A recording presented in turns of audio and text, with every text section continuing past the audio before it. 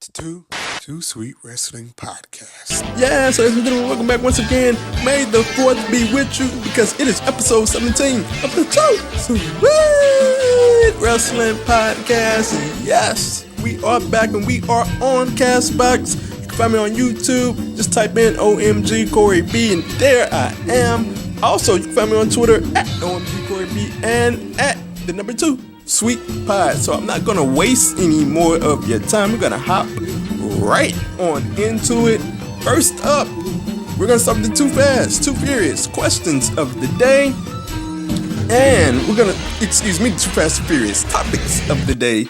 And first, we're gonna start with Jericho coming back once again to New Japan Pro Wrestling at Wrestling Done Taku. He attacked Naito once again, came through the crowd.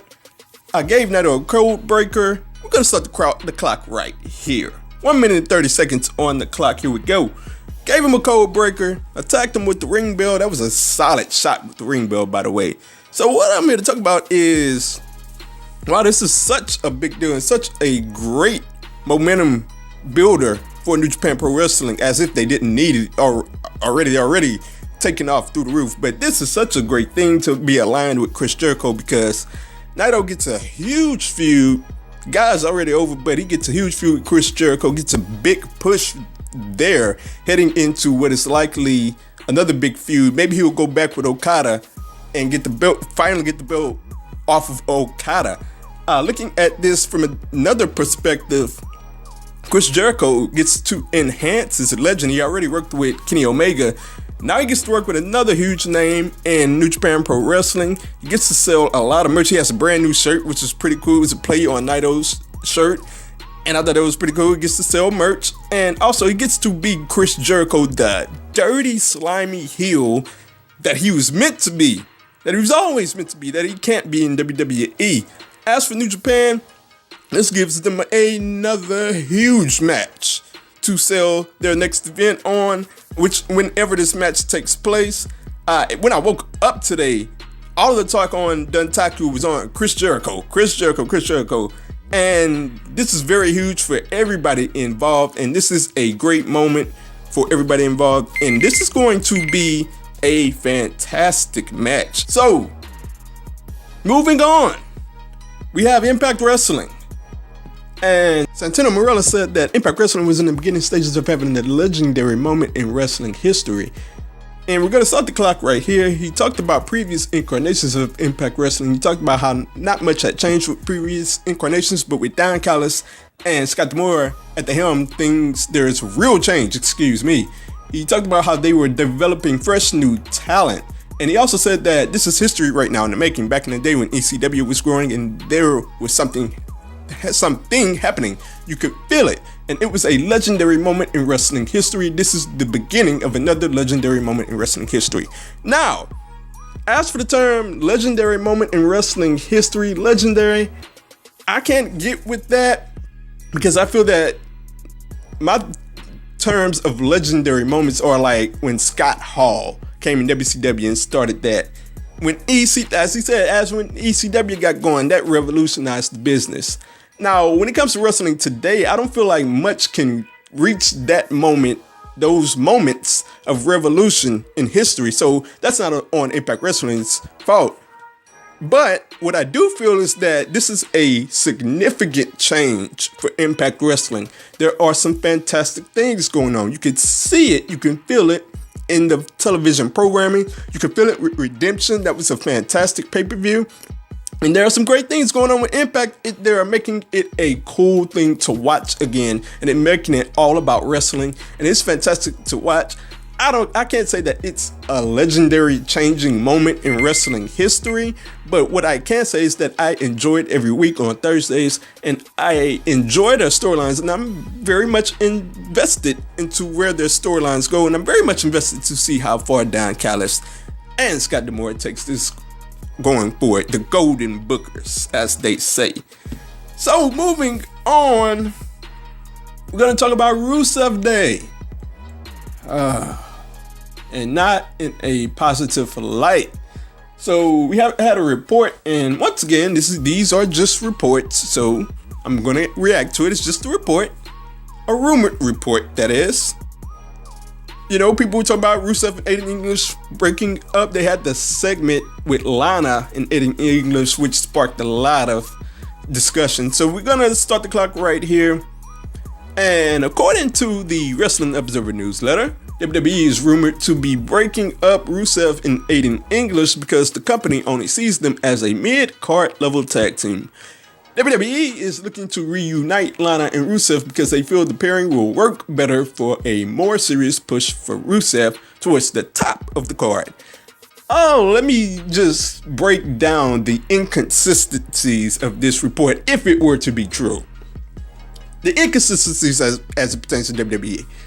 Them seeing Rusev and Aiden English as a mid-card level tag team is just ridiculous. Like, how could you even look at it, in my estimation, as a tag team? The way I looked at it is that Aiden English was Rusev's frontman. He was this Michael Buffer. He was this Paul Heyman, for goodness sake, without the promo work notwithstanding. I mean, the guy did a fantastic job of getting this Rusev Day thing over. It was all about Rusev, but WWE made it into a mid-card tag team. Not them. The thing that got over was Rusev. And they stopped pushing Rusev. They said that Lana and Rusev, this report said that Lana and Rusev would be a better pairing to work Rusev towards the top. Well, Lana and Rusev was a good pairing, and Rusev got to the top against John Cena. And then he got sent to oblivion when he lost the WrestleMania match and the eventual feud to John Cena. And they have been killing, we're going into overtime here, they've been killing Rusev's momentum push after push. He got over against John Cena, going into the John Cena feud. He was mad over, and he was mad over with the Rusev Day stuff. And it looks like they're about to break that up too. It's like, if you get over on your own, you might as well just retire from WWE because they're not going to push you. So I'm going to move on from that, and we're going to get into the WWE Backlash predictions. We are going to break everything down, and I got to tell you, this WWE Backlash build, I got to say it's been one of the worst builds in recent wrestling history, because right after WrestleMania, they spent the time after WrestleMania talking about WrestleMania, and they would spend it talking about the greatest Royal Rumble ever. They spent it building to that, and it's like Backlash was just in the back pocket somewhere. And that's what we've gotten. There's not a whole lot of direction here. The only thing we've really gotten is it's a co-branded pay-per-view, and get excited about that. And like, sure, I'm excited about that, but as I said before, months ago, that with these co-branded pay-per-views, look, some people are really gonna get left out on this. And as we see here, there's no tag team title matches for the Backlash pay-per-view. It could be one that gets unannounced and thrown into the pre-show, who knows? But as it stands right now, there's no tag team spots on the card, and there's been not much build whatsoever. I'm about to get into all of this right now. So first off, we're gonna start with Braun Strowman and Bobby Lashley versus Kevin Owens and Sami Zayn. This is a match that, here we go again, not much build to it, other than the only thing I can honestly remember about this feud is Braun Strowman running around and nailing people on the outside, which is pretty fun in its own right, which is exciting in its own right. But like, it's a thrown together tag team with Braun Strowman and Bobby Lashley. And these are four guys that have no momentum whatsoever. When you talk about Braun Strowman, the crowd loves him, so there's momentum there. The crowd loves him, but there's no direction. It's like he's in these random matches. He won the Royal Rumble, which is pretty good. But after that, it's just been Braun being a tag match and just go around and run around and nail everybody. So not a whole lot of direction for him so far. And Bobby Lashley, like, he's just going into the tank with the time that he's been on Raw, and it's not his fault, it's WWE's fault. They've given him no direction as well. One night he's attacking the Elias, next week he's in a tag match, and the other week he's in a completely different tag match. So like, what is going on with Bobby Lashley? As for Kevin Owens and Sami Zayn, I mean, they're having another GM feud. They were into it, with Shane McMahon. They're into it with Kurt Angle now. Like, man, there's no direction here in this feud. But with that being said, the winners will be Braun Strowman and Bobby Lashley. Braun Strowman can afford to take a loss and a random tag team loss at that. Neither of these guys really can, but especially Braun Strowman cannot, because it seems like he's destined for huge things going forward. Bobby Lashley can't lose his first pay-per-view match as well. So moving on, we have Daniel Bryan and Big Cass going off in a grudge match here. So here's the problem with this feud. WWE got our mouths all watered up for hash, and they fed us broccoli instead. So The Miz gets drafted to SmackDown, and everybody's all like, okay, The Miz and Daniel Bryan, The Miz and Daniel Bryan, The Miz and Daniel Bryan. So obviously we didn't expect a match for Backlash, but they built up Miz TV for a week. And they built it up with the intentions of having Daniel Bryan on. So everybody was ready for Daniel Bryan and The Miz's first interaction. Well, where they screwed up is when they put Big Cass in Miz TV and then made Big Cass and Daniel Bryan a thing. And then they turned it into an angle, and now it's a match. Everybody has their minds on Daniel Bryan and The Miz. So there's nothing wrong with Big Cass. It's just that they put him in a bad spot, in my opinion, because everybody's ready for Daniel Bryan and The Miz, and now we get Daniel Bryan and Big Cass. So as for the winner of this match, this one is really tricky because you don't want to see Big Cass lose his first matchup, and it would be tough to have Daniel Bryan lose his first singles matchup on a pay-per-view. So it's a catch-22 here. But in the end, I guess I gotta go with Big Cass here, because you can't have him lose his match. What would work best for all sides is if The Miz got involved in this match. Maybe hit Daniel Bryan with a chair. I knocked him out, did whatever, and let Big Cass get the fluke win. And Big Cass gets his win, Daniel Bryan gets protected, and we move on from there. The Daniel Bryan-Miz feud gets further moved along as well. So I hope that's what goes down, as Big Cass will pick up the win here. Next up, we have Jeff Hardy versus Randy Orton for the United States Championship. This is another random feud. Jeff Hardy interrupted Randy Orton as he was about to accept Shelton Benjamin's challenge. So this is how this all got started. We had Jeff Hardy and Randy Orton on Miz TV. He tried to get them riled up. It didn't work. And eventually we had a tag match where Randy Orton and Jeff Hardy won. Randy Orton gave Jeff Hardy the RKO after the tag match. And we have this match on Backlash for the United States Championship.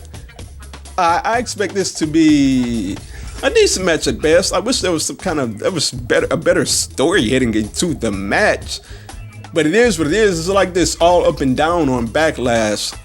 So as for the winner of the match, Jeff Hardy just got the title. I mean, Randy Orton just recently lost the title at WrestleMania. So I don't see the point in giving Randy Orton the title, and I don't see the point in Jeff Hardy losing the title as well. So definitely Jeff Hardy gets the win here. So moving on, we have Carmella versus Charlotte Flair. Carmella cashed in on Charlotte Flair, won the Women's Championship, and she's been talking trash about it ever since. So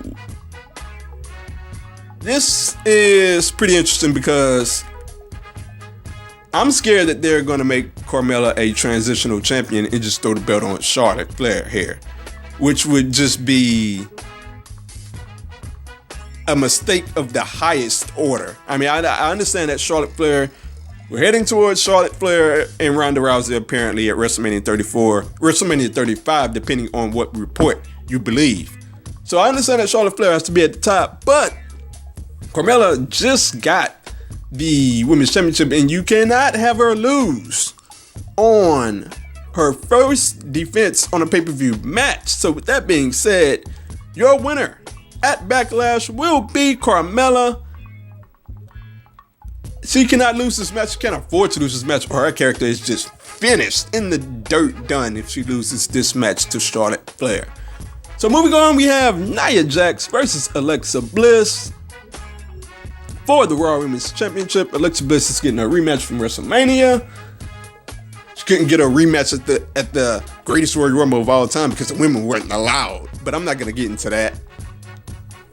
We've been building to this storyline, to this matchup, with the moments of bliss where Alexa Bliss has called Nia Jax a bully, and a lot of people have seemed to like that. I'm not one of them. I haven't been really interested in it. It's not really annoying in a heels way. It's not really funny to me, but it is what it is. This is how we were being built.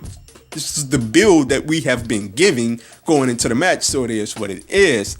I don't really expect this to be a great match. As I didn't expect the WrestleMania match to be a great match. It wasn't a good match. I don't really expect them to have a good match here. They just don't have good chemistry, Nia Jax and Alexa Bliss does in their matchups, so I expect that to continue going forward. As for your winner, the winner will be Nia Jax. They shouldn't take the title off of her anytime soon. I expect Nia Jax to win here, and she will win going forward. I will be interested to see what is the feud going forward after Nia Jax wins here, because there's a lot of flux in the Raw Women's division. When you look at Sasha and Bayley, and like, who's next? Like, they have no momentum whatsoever. So who's next would be the question. I mean, I guess somebody from the Riot Squad would be a good choice. Maybe Ruby Riot would be a good choice as for the next feud. So we'll see on that. But moving on, we have Seth Rollins versus The Miz for the Intercontinental Championship. Look, I have no problems with this match whatsoever. However, I just cannot overlook the fact that with these two guys, the only thing we're looking at with these two guys is The Miz versus Daniel Bryan and Seth Rollins versus Finn Balor. So this feels like a match to where it's just on the card. I mean, these guys are going to have a phenomenal match. Trust me, I'm not complaining about that much.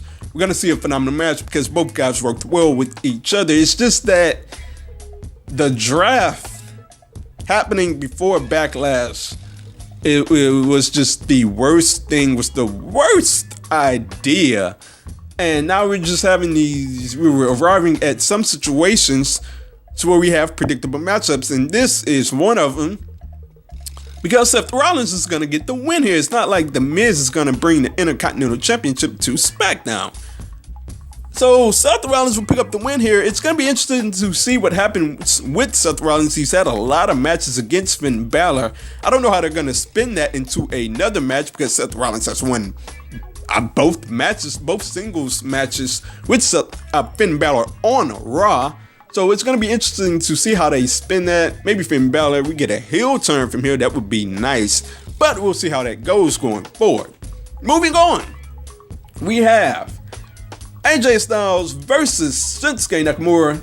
No disqualification match for the WWE Championship.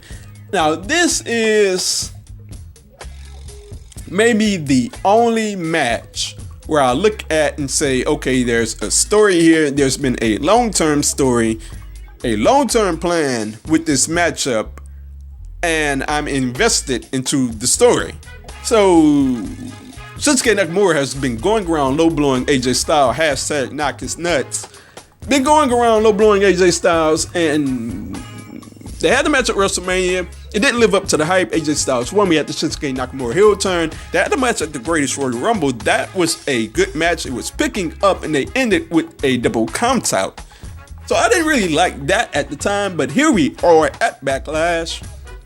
And let me tell you, Shinsuke Nakamura has to win this match. No, End of story. No period point or blanks or no question marks. Shinsuke Nakamura has to win this match to solidify this heel turn, because what happens if he loses? Now, I'm looking at the storyline here, and obviously wrestling logic would dictate that AJ Styles would win this match, because Shinsuke Nakamura has been getting the upper hand on AJ Styles every single week heading into this match. But at the same time, this heel turn, I mean, it's been done really well. I have to give WWE some credit and some acknowledgement on that. I didn't think this could work, and they've done a good job of making it happen. So I give them credit on that. So, but at the end of the day, Shinsuke Nakamura has to win here, and I think Shinsuke Nakamura will win here. He will become the WWE champion for the very first time at Backlash, and he will have hopefully a tremendous run with the title. And maybe we'll get another AJ Styles match to close the deal. So moving on, we have Roman Reigns versus Samoa Joe. Look at here. And you want to talk about bad builds from the standpoint of one wrestler? This is the worst for Roman Reigns. Okay, first up, this whole build has been based upon Brock Lesnar versus Roman Reigns and how Roman Reigns can get the job done. And Roman Reigns keeps talking about how he's going to beat Brock Lesnar, and he doesn't get the job done. And we're more focused on Roman Reigns and Brock Lesnar than we are this match, because we had to have the greatest Royal Rumble before Backlash. And looking at this feud, looking at the build to this feud, Samoa Joe has just been ethering Roman Reigns on the mic. I mean, you got to look at WWE Creative and say, what were you thinking putting Roman Reigns in a head-to-head with Samoa Joe on the mic, to which Roman Reigns didn't say much at all. And he just sat there and took the punishment. And Samoa Joe has been proven as a prophet in this feud, because Roman Reigns can't get the job done against Brock Lesnar, and he just hasn't so far. So they've made Samoa Joe look great. They've had Samoa Joe call Roman Reigns a failure, and every time Samoa Joe says it, it's just so funny when he says Roman Reigns is a failure. It's the way he says it. He sounds like Vince McMahon when he says it. It's just funny, and the crowd just loves it. They eat it up, and I just question, like, what is WWE thinking? Because, you know, there's a large segment of the crowd that feels the way Roman Reigns does when he talks about how it feels the way Samoa Joe does, when he talks about Roman Reigns can't get the job done. And the overriding narrative on Roman Reigns, you know, it's a lot of fans that feel that way. I feel that way towards Creative about it. And they just continue to keep messing up Roman Reigns. And the only way to fix it is a heel turn. Whether you want to accept that or not, that's on you. It's obvious. The mounting evidence. It's obvious that that's the only way it's going to work out. Whether you want to fight that or not, that's on you. As for the winner of the match, I think the streak keeps going.